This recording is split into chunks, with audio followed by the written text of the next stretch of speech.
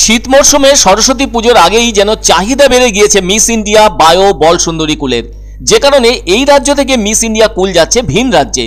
এমনিতেই রাজ্যে সরস্বতী পুজো আসতে আর মাত্র 8 দিন বাকি, অথচ পুজোর আগেই চাহিদা বেড়ে গিয়েছে এই কুলের।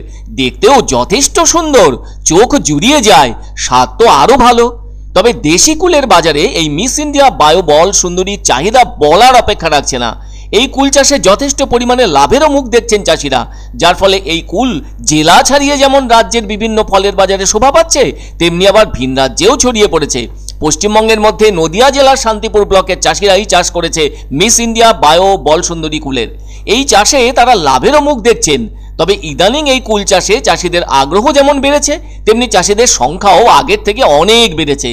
সে কারণে নদিয়া জেলার শান্তিপুর ব্লকের চাষিরা বেশ কয়েক রকমের কুল চাষ করছেন, যার ফলে মিস ইন্ডিয়া বায়ো বল সুন্দরী, করমচা, তাইওয়ান সহ বিভিন্ন ধরনের কুল চাষ করছেন চাষিরা অত্যন্ত আগ্রহের সঙ্গে। আর চাহিদা থাকায় ভিন রাজ্য থেকে ক্রেতারাও আসছেন নদিয়ায় ওই সমস্ত প্রজাতির কুল কিনতে। রানাঘাটেও ফল বাজারে ছেয়ে গিয়েছে ওই সব কুলের পসরায়। যেহেতু চাহিদা আছে, ফলে কুল চাষিরাও যথেষ্ট আনন্দ পাচ্ছেন তা বিক্রি করে। এদিকে এখন পশ্চিমবঙ্গের রেওয়াজ আছে সরস্বতী পুজো না হওয়া পর্যন্ত কোনো ছাত্রছাত্রী কুল মুখে দেবে না। তবে এই কুল খাওয়ার প্রবণতা বেড়ে যায় বাঙালির ভ্যালেন্টাইন ডে ও সরস্বতী পুজোর দিন থেকে। তবে অনেক কিছুই বলা যায় কুল সম্পর্কে। কুলের চাটনি, আচার এসব তো আছেই, সেই সাথে কুল দিয়ে নানা ধরনের লোভনীয় পদ তৈরি হচ্ছে, যা কিনা চেটে পুটে উপভোগ করতে সহজ ও আকর্ষণীয় হয়ে উঠছে। সেই সাথে নদিয়ায় উৎপাদিত বড় বড় আকারের মিস ইন্ডিয়া বায়ো বল সুন্দরীদের হাতে পেলে তো কথাই নেই। এবছর দিন কয়েক আগে তো বৃষ্টি হলো, তাতে উদ্বিগ্ন হয়ে উঠেছিলেন চাষিরা। পরে অবশ্য সেই বৃষ্টির মেঘ কেটে যেতেই এবং রোদ ঝলমলে আকাশ হতেই গাছে গাছে সেই সব কুল সুন্দরীরা যেন তাদের রূপ মেলে ধরতে পেরেছে। আর ওই রাশি রাশি কুল যেন হাওয়ায় হাওয়ায় দুলছে গাছের এডালে ও ডালে। সেই দৃশ্য তো কম আকর্ষণীয় নয়, চোখ যেন ফেরানো যায় না।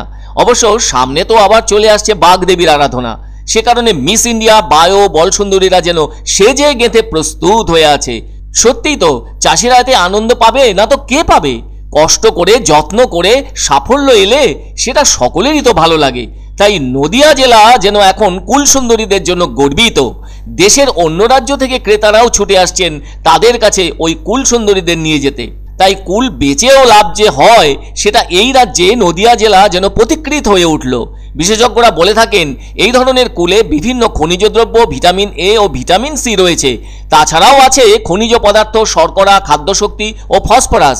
সব মিলিয়ে এখন যেন ফলের বাজারে মিস ইন্ডিয়া বল সুন্দরীদের জয় জয়কার। কুলের চাষটা বেশি করা হয়। মিস ইন্ডিয়া, বল সুন্দরী, বায়ো সহ অনেক অনেক কুলের চাষই করা হয় এখানে। আমাদের এখানে চাষ বলতে আমাদের এই শীতকালের এই সময়ে এই কুল চাষটা বেশি হয় আমাদের এই গ্রামে। আমাদের এখানে মিস ইন্ডিয়া আছে, তারপরে বল সুন্দরী আছে, বায়ো কুল আছে, আর আছে তাইওয়ান আছে, এই সব প্রজাতিগুলো। আর করমচা কুল বলে একটা আছে, সেগুলো হচ্ছে ছোট, খেতে খুব মিষ্টি। আমাদের এই কুল এদিকে কলকাতা, শিলিগুড়ি, হ্যাঁ, তারপরে বিহারে পর্যন্ত যায়। আর এইদিকে জায়গাটার নাম মনে হয় জাগুলির এই সব সাইডেও যায় আমাদের। এই সরস্বতী পুজোয় এমনি আমরা এখন যেই বাজার দর অনুযায়ী কুল বিক্রি করি, এবার পুজো আসলে নিশ্চয়ই একটা বাজার অন্যরকম হয়। তা সেই সময় বাজারটা এই এখন যে গড়গড়া লেভেল বাজার, তার থেকে একটু বেশি পাওয়া যায়।